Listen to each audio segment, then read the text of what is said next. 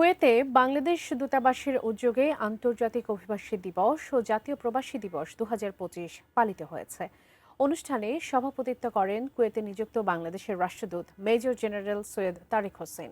সঞ্চালনা করেন দূতাবাসের কাউন্সিলর এস সাইফুর রহমান। এছাড়া দূতাবাসের প্রতিরক্ষা উপদেষ্টা brigadier general Rakibul Karim Chowdhury, councillor ও দূতালয় প্রধান মোহাম্মদ মনিরুজ্জামান সহ প্রবাসী বাংলাদেশি কমিউনিটির নানা শ্রেণী পেশার মানুষ উপস্থিত ছিলেন। অনুষ্ঠানে রাষ্ট্রদূত তার বক্তব্যে দেশটিতে বসবাসরত কর্মীদের দক্ষভাবে কাজ করার আহ্বান জানিয়ে বলেন, প্রবাসীদের কল্যাণে দূতাবাস সবসময় তাদের পাশে রয়েছে। এ সময় কুয়েতের আইনকানুন মেনে চলতে দেশটিতে বসবাসরত বাংলাদেশি নাগরিকদের প্রতি আহ্বান জানান রাষ্ট্রদূত। পাশাপাশি বৈধ পথে দেশে রেমিটেন্স পাঠাতে উৎসাহিত করেন তিনি।